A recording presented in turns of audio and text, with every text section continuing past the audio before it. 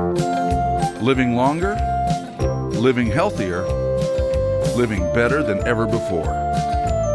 Welcome to Mountain Pacific's Healthy Living for Life, a weekly series that gives you the information, education, and expert insight you need to become an active participant in today's ever-changing healthcare climate. Here now is today's program host. The best advice when it comes to medication safety is read the label and follow the instructions. But doing that isn't necessarily as easy as it sounds. And the more medications you're taking, the tougher it is to stay organized, keep medications straight, and keep yourself safe from a medication error. Welcome to Healthy Living for Life, a show dedicated to helping you do just that. I'm your host, Beth Brown. Today we talk about translating drug labels and organizing your medications. Stay with us. Welcome back. If you've ever found the information on your prescription label confusing, you are not alone. Studies have shown that about half of patients in the U.S. do not always understand the information on medication labels.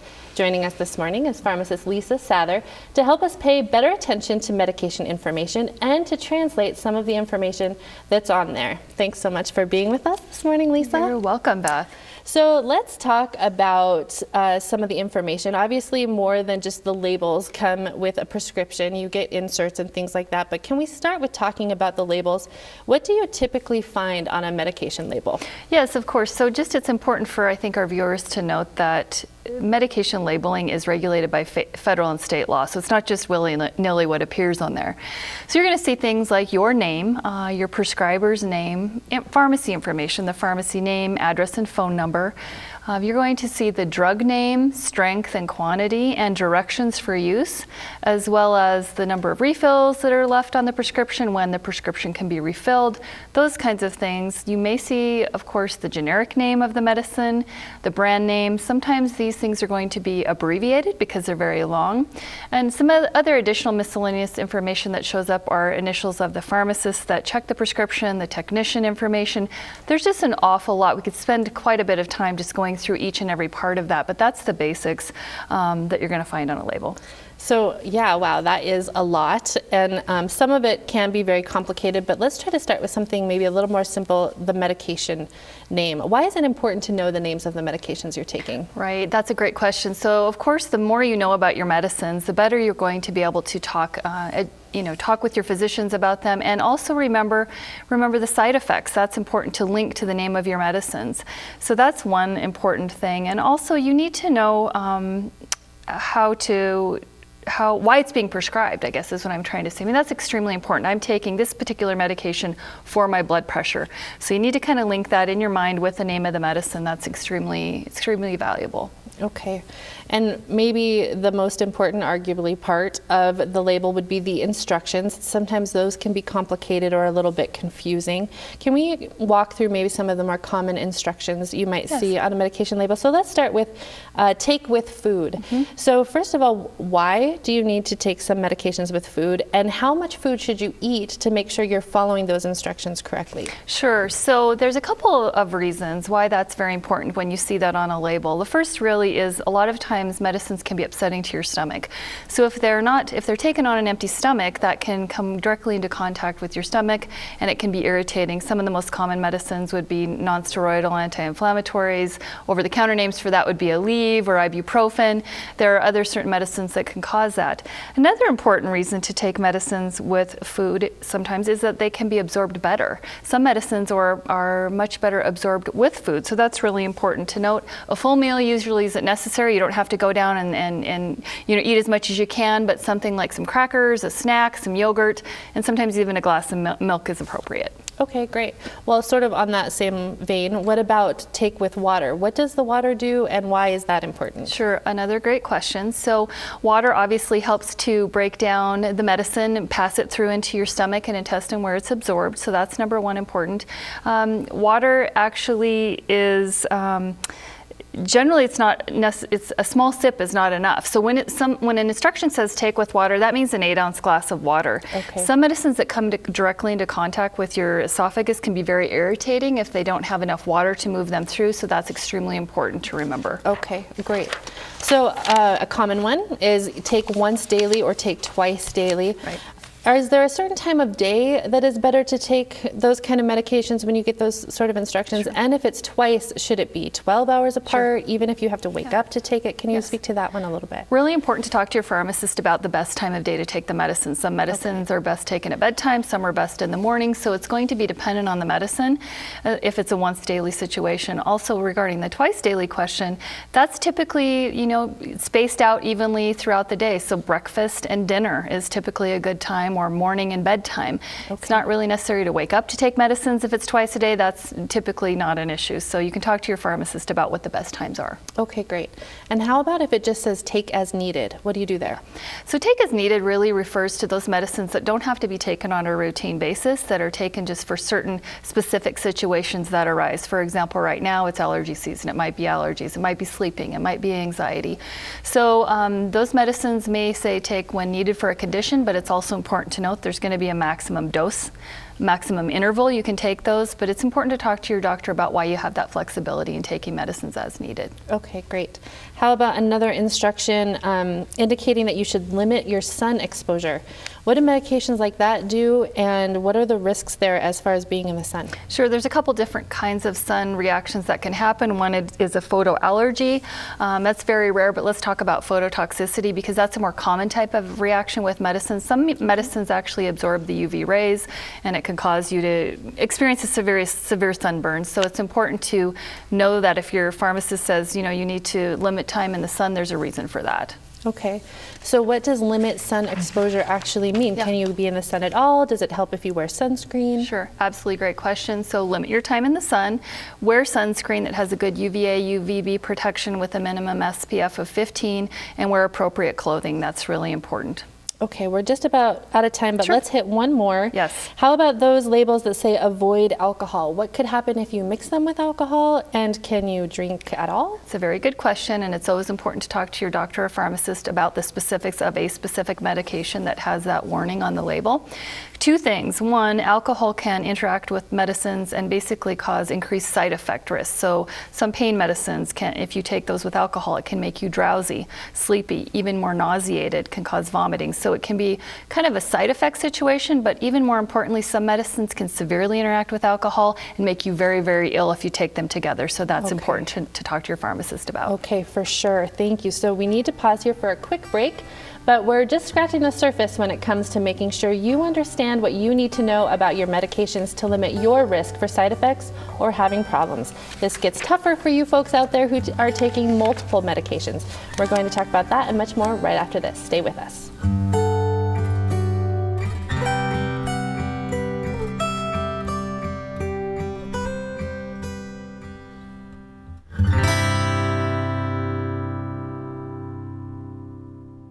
Welcome back. According to the American Medical Association, nearly half of all patients in the U.S. don't understand health information they're given, and medication labels in particular can be very confusing. We're talking with Lisa Sather this morning to help us translate some of what we find on our medications. Thanks for sticking around with us, Lisa. So let's keep looking at those medication labels. Warnings are often on there. Are there some common warnings on medication labels that folks should pay particular attention to?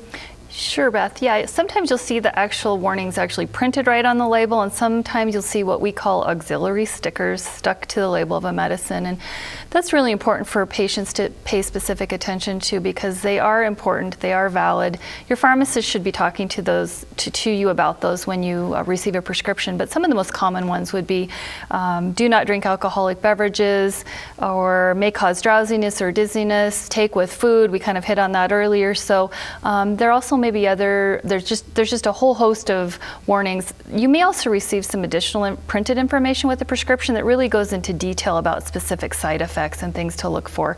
So that additional printed information is always good to refer to.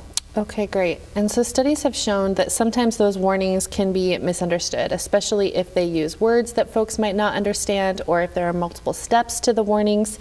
Can you talk a little bit about some of the issues people might have in interpreting what's on those warning labels? Sure, that's a great question. So, like you mentioned, some of the warning stickers might just have symbols. They usually have wording with it, but if someone just kind of reads quickly through the wording and just picks up a few words, they might interpret something that says "do not chew or crush, swallow whole" to mean "do not swallow whole," which really isn't the whole story. So there are also warning labels that might have may cause drowsiness, but it has a picture of an eye on it. So that doesn't mean the medicine goes in your eye. That means it might make you drowsy. Right. So it is important to talk to your pharmacist about that. If you have any questions whatsoever, sometimes the color of the label can be confusing, because if it's red, it might mean stop. If it's go, it might mean everything's okay. So there's just a whole host of warning labels. I brought just kind of a picture to show you, kind of the differences of what all of these look like, and they can be used just for different reasons on different medicines. So it's important to look at. So what advice would you give to folks then to make sure that they're paying attention to those warnings and that they really understand the message they're trying to get across? Sure, it's really important to talk to your pharmacist about every prescription, talk to your doctor about every prescription. Anytime you receive a new prescription, it's important to go over all the information to make sure that you understand all of that. If you have any questions whatsoever, feel free to speak up. You're in charge of your healthcare, so that's really important to remember. Okay, good advice. So what about storing your medications? Are there certain ways that medications should be put away, or are there certain places that we should be keeping our medications? Sure, great question. So heat, light, air, and moisture, of course, can break down medicines faster than usual, so it's important to store them in a cool, dry place. Oftentimes people think about putting them in their medicine cabinets, but obviously that's in a bathroom, and there can be moisture and heat in there, so it's not necessarily the right place to put them. In a cupboard, in a drawer might be an okay spot. Of course, if it's a controlled substance, something that has a high potential for abuse, a narcotic, a pain medicine, some of those kinds of things, they should be in a locked cabinet. That's really important information to know, so people should keep that in mind. Okay. How can you tell if a medication has gone bad or it's damaged in some way? What should you look for? Sure. Well, first, it's important to note that every one of your prescriptions will have an expiration date on the label. So that's first and foremost. But aside from that, if your medicine starts to smell differently or look differently, or if you look into the bottle and the tablets are somewhat broken up or stuck together, that's an important situation to pay attention to. Certainly you could check with your pharmacist, but it might be time to discard that medicine even if it isn't past the expiration date on the label. Okay. So we've talked a lot about the labels and instructions that might come with medications, either prescription or even over-the-counter has those too. When is the right time to read all of that? Right, the quick and easy answer is before you take the medicine. Of course, it's important to read every label anytime you get an over-the-counter medicine or a prescription medicine, and you want to make sure you understand all of the information about it before you actually take the medication. Okay, so let's just walk through that process a little bit. Ideally, if somebody is at the doctor's office and they've been prescribed a new medication, what should they do before they even walk out of that doctor's office? Sure, make sure you understand why the medicine is being prescribed. What are the risks associated with it? How should you be taking it? How long should you be taking it? What side effects are there that you should be looking for? Make sure you talk to your doctor about any other medicines that you're taking, even if it includes over-the-counter medicines. So it's important to go through that with your doctor first and foremost, and get any questions you might have answered initially there with your physician. Okay, perfect. So you've asked your physician those questions. Now you're going to go and pick up your prescription. Are there things that you should specifically talk to your pharmacist about? Right, so this kind of is along the same vein as talking with your physician. In fact, your pharmacist is really the drug expert. They should be taking the time to counsel you on your new prescription. And what I like to do, and when I'm counseling a patient, is actually open the bottle, show the medicine to the patient, ask them what their doctor told them about their medicine, how were they told to take it, so we can kind of confirm that everything is on the same page. But they're really there to reiterate and help you with any of the questions or concerns you have as well when you receive a prescription. Okay, great. I think we have time to squeeze one more question in here really quickly. We're going to talk more about this after the break anyway, but Once you get home then, any general tips for either getting yourself organized or just making sure that you have your medication where you need it? Sure, it's important to keep an up-to-date medication list at home. So if you receive a new prescription, make sure you include that, put it on your list. If you have a pill organizer, you can add it to the pill organizer. Whatever method you use, it's just important to keep all of that up to date and be consistent with that. Okay, perfect. Thank you, Lisa. We do need to stop for another break, but coming up next, do you have multiple medications and have trouble keeping track of them all? We'll talk about how to stay organized and much more right after this. Don't go away.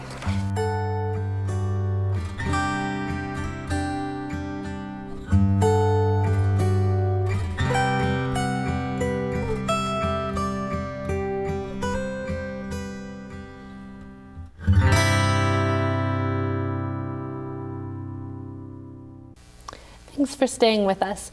The majority of older patients take several medicines to treat chronic conditions or illnesses, and keeping track of all of those can be difficult. We're still talking with pharmacist Lisa Sather. Thanks for sticking around yet again with us, Lisa. Yes, Beth. So we've talked about getting clarifications on the instructions when it comes to your medications, but sometimes people don't realize they have questions about that medication until they're home.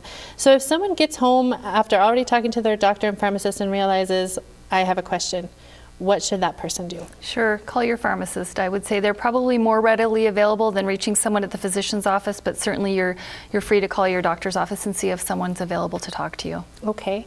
And what if someone opens up their medication bottle and it doesn't look right? Maybe it's not the same pill they took when they filled this prescription before. If I find myself in that situation, what do I do there? Sure. So I think firstly it's important to note that this is more common than you think. There can be sometimes up to 10 different manufacturers for a generic medicine. That medicine may be square, round, oblong, a different color from manufacturer to manufacturer. Most often when a pharmacist has to change the generic manufacturer of your same medicine, you'll see a specific label stuck to your medicine bottle that calls out that this may look different than the one you previously received. Or they may counsel you before you leave the pharmacy, hopefully, or write a note to you saying, this is the same medicine, it just appears differently. So that is very common. Also, if a medicine for some reason is available now in a generic and you formerly had a brand name medicine, again, that's going to be the same situation where it might look differently than the brand medicine, but it is the same medicine, the same molecule that's working for you. It just has a different appearance.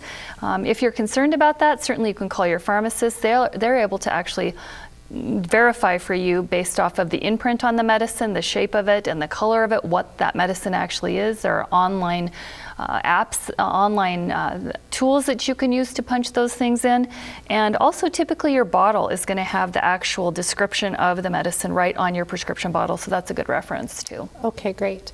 Another instance of something that might happen that you don't realize until you get home, you open up that medicine bottle and it's huge. It's a big pill or it's a large capsule, and some people really have trouble swallowing some of those. Can you just go ahead and crush it, break it in half, maybe break open the capsule and just take what's inside? Beth, please don't do that. Okay. That's a no-no. Okay. So I think we need to back up first and just talk about the fact that you probably would already know if you have trouble swallowing. If you're a person who has issues with swallowing, capsules, tablets, or those kinds of things. So if you kind of already know that in the back of your mind, I would suggest that before you leave the pharmacy, you actually have your pharmacist show you the medicine in the bottle before you leave, and you can say to them at that point in time, this is a large pill, I don't know if I'm going to be able to take it. You can talk about whether or not that's available in a liquid form or a capsule form, something that's easier to take than what you're looking at. So that would be my first recommendation.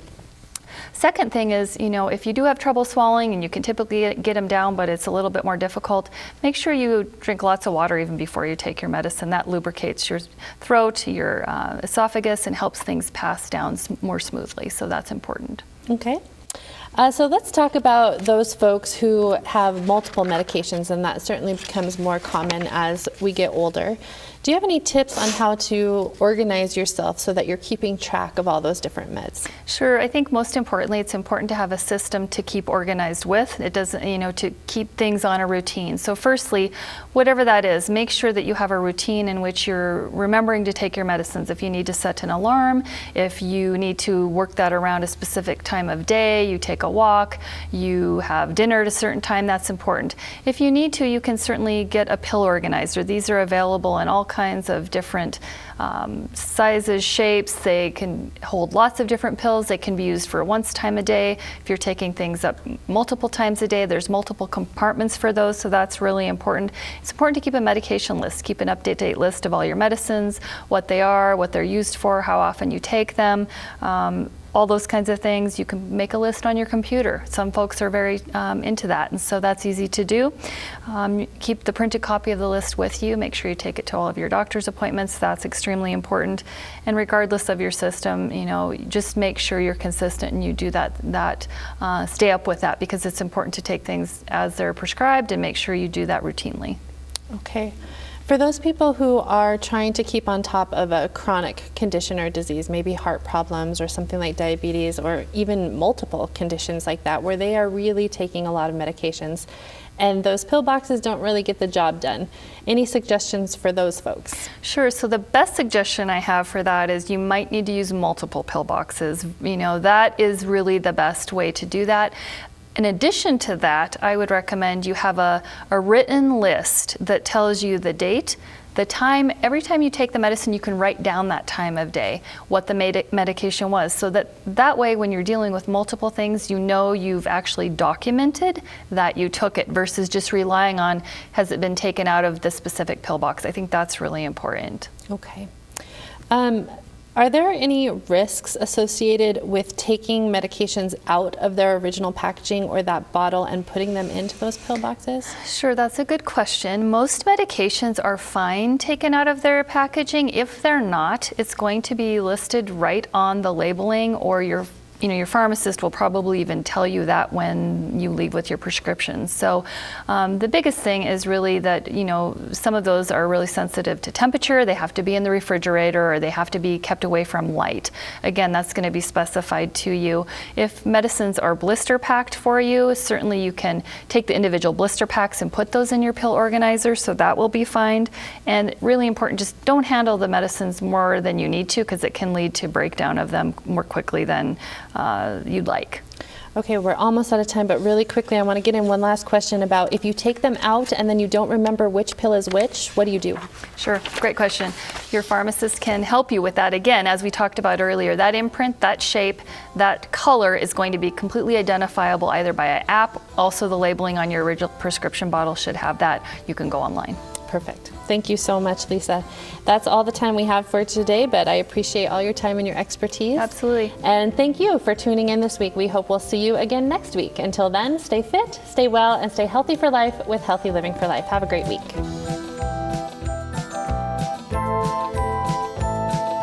Healthy Living for Life is brought to you by Mountain Pacific Quality Health.